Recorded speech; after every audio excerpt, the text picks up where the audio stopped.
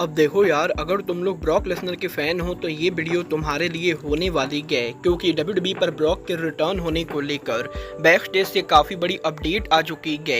CM Punk के WWE के leave करने को लेकर सीएम पंक ने काफी बड़ा खुलासा कर दिया है।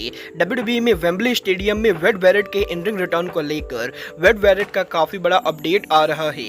तो गाइज वहीं डोमिनिक के फ्यूचर वर्ल्ड चैंपियन होने को लेकर कोडी का काफी बड़ा स्टेटमेंट आ चुका है। तो गाइज चलिए बिना किसी देरी के शुरू करते हैं इस वीडियो को। और सबसे पहले बात करेंगे बीस्ट ब्रॉक लेसनर की। वेल गाइज ये बात तो हम सभी लोगों को मालूम है, इस हफ्ते WWE के head of creative triple H के लेटेस्ट इंटरव्यू के ऊपर ट्रिपल एच से जब यहां पर ब्रॉक के रिटर्न को लेकर बात की गई तो ट्रिपल एच का ये कहना था कि ब्रॉक लेसनर जब भी चाहे WWE के ऊपर रिटर्न कर सकते गए। और गाइज ट्रिपल एच ब्रॉक के रिटर्न के लिए पूरी तरह से ओपन है। और बेसिकली ट्रिपल एच के द्वारा ये कहा गया था कि ये ब्रॉक लेसनर के ऊपर है कि वो WWE के ऊपर कब रिटर्न करेंगे। बट अब यहाँ पर WON के लेटेस्ट रिपोर्ट के हिसाब से WWE के ऊपर ब्रॉक लेसनर का रिटर्न कब होगा, ये यहाँ पर ब्रॉक लेसनर के ऊपर ना होकर बल्कि ब्रॉक लेसनर के लॉयर्स के ऊपर है। गाइज यहाँ पर ये बात तो हम सभी लोगों को मालूम है, विंस मैकमैन के रिसेंट हुए सेक्स स्कैंडल कंट्रोवर्सी के अंदर ब्रॉक लेसनर का नाम भी सामने आया था। और इसी कंट्रोवर्सी की वजह से ब्रॉक लेसनर WWE के शो पर नहीं आ रहे गए। और अब यहाँ पर WON के लेटेस्ट रिपोर्ट के हिसाब से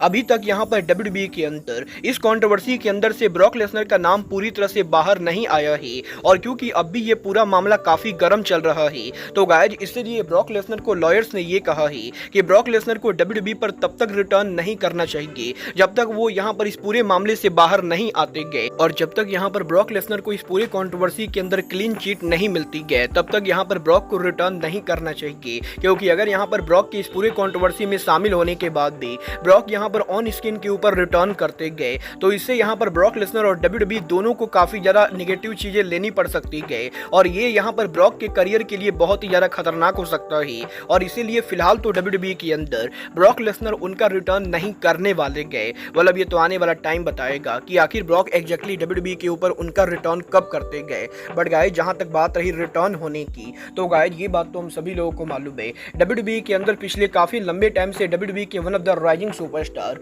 ओमास हमें देखने को नहीं मिले गए। और गाइज यहाँ पर WWE के अंदर 2 साल पहले रेसलमेनिया के ऊपर ओमास के ब्रॉक लेसनर को बीट करने के बाद ओमास यहाँ पर पिछले कुछ सालों से WWE के शो पर बहुत ही कम काम कर रहे गए। और लगातार WWE के शो से गायब रहने के बाद WON पर डेव मिल्जर के लेटेस्ट रिपोर्ट के अंदर इस हफ्ते डेव मिल्जर ने यह दावा किया कि WWE के अंदर ओमास को लेकर WWE कंपनी के पास कोई भी प्लान नहीं गए। और पॉसिबली ओमास यहाँ पर रेसलिंग को छोड़कर अब यहाँ पर उनका किसी और चीज में करियर बनाने वाले गए। और यही डेव मिल्जर के इस रिपोर्ट के बाद ओमास यहाँ पर इस रिपोर्ट के ऊपर रिप्लाई करते गए, जहां पर ओमास रिपोर्ट पर रिप्लाई करके ये कंफर्म करते गए कि ये बात यहाँ पर बिल्कुल गलत है कि ओमास ने रेसलिंग छोड़ दी गए। और गाइस डेव मिल्जर का ये कहना कि ओमास रेसलिंग छोड़कर कुछ और करने वाले गए, इस बात के अंदर कोई भी सच्चाई नहीं गए। और ओमास यहाँ पर अब भी रेसलिंग करने वाले गए। और कुछ इस तरीके से ओमास ने ये तो कंफर्म कर दिया है कि वो WWE को लीव नहीं कर रहे गए। बट गाइस देखना दिलचस्प होने वाला है कि आखिर यहाँ पर ओमास को WWE में फ्यूचर में अगला मैच कब मिलता है।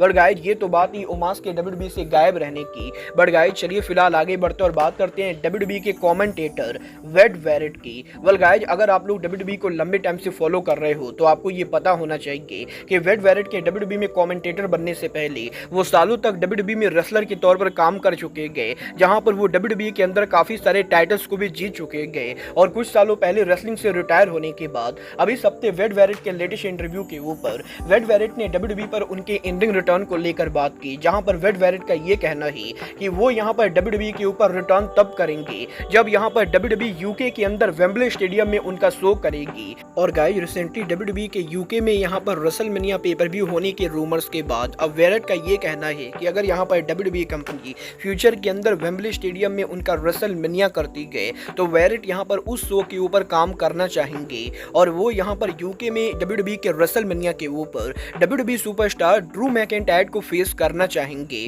अब ये तो आने वाला टाइम बताएगा कि ड्रू मैकिंटायर यहाँ पर WWE के अंदर फ्यूचर में यूके में रेसलमेनिया के ऊपर वेड बैरेट को फेस करते हैं या नहीं। बट गाइज चलिए फिलहाल आगे बढ़ते और बात करते हैं पैट मैकाफी के WWE को लीव करने की। वेल गाइज ये बात तो हम सभी लोगों को मालूम है, WWE के अंदर Pat McAfee currently Monday night Raw के ऊपर कमेंट्री करते गए। बट गाइज अब यहाँ पर पैट मैकाफी शॉर्ट टाइम के लिए WWE को लीव करने वाले गए, क्योंकि गाइज यहाँ पर अमेरिका के अंदर कॉलेज फुटबॉल शुरू हो चुका है। और गाइज यहाँ पर कॉलेज फुटबॉल के अगले सीजन के ऊपर पैट मैकाफी यहाँ पर कमेंट्री के ऊपर होने वाले गए। और गाइस जब तक यहाँ पर कॉलेज फुटबॉल के गेम्स चलेंगे तब तक यहाँ पर पैट मैकाफी WWE के शो पर काम नहीं करेंगे। और अब ये देखना दिलचस्प होने वाला है कि पैट मैकाफी जब WWE को लीव कर रहे गए तो आखिर पैट मैकाफी के जगह WWE के मंडे नाइट रॉ के ऊपर माइकल कोल को कमेंट्री टेबल पर कौन ज्वाइन करता है। वेल आपको क्या लगता है WWE के मंडे नाइट रॉ के ऊपर पैट मैकाफी की जगह किसको काम करना चाहिए? आप लोग मुझे कमेंट करके बताएंगे। बट गाइस चलिए फिलहाल आगे बढ़ते और बात करते हैं WWE के अनडिस्प्यूटेड चैंपियन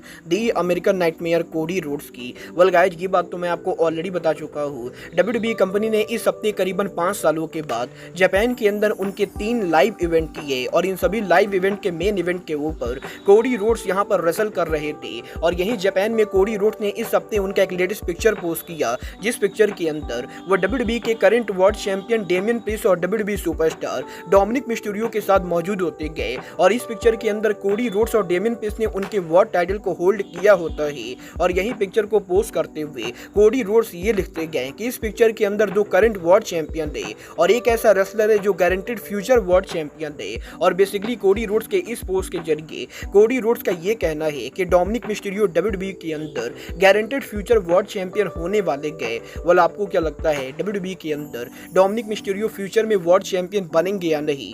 आप लोग मुझे कमेंट करके बताएंगे। बट गाइस चलिए फिलहाल आगे बढ़ते और बात करते हैं best in the world CM पंक की।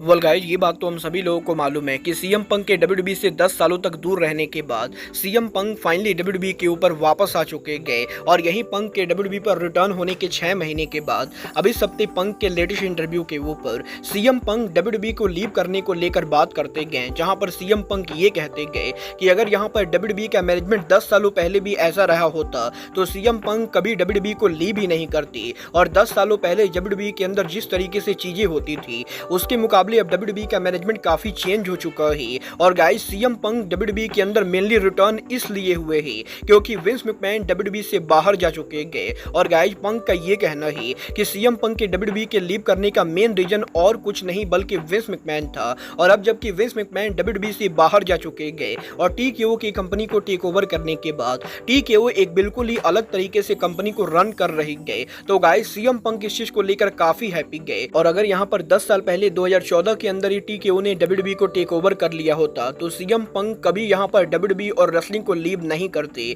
बट गाइस फाइनली यहाँ पर अब CM पंक इस चीज को लेकर हैप्पी गए कि वो WWE के ऊपर वापस आ चुके गए और वो यहाँ पर TKO के साथ काम करने को लेकर काफी एक्साइटेड है। वाल अब ये तो आने वाला टाइम बताएगा कि CM पंक इस बार WWE में कितना लंबा टिकते गए। बट गाइस फिलहाल के लिए अब आज के इस वीडियो में बस इतना ही। मैं मिलता हूँ आपसे अपने अगले वीडियो में। बट गाइस तब तक के लिए good bye, good night and bang.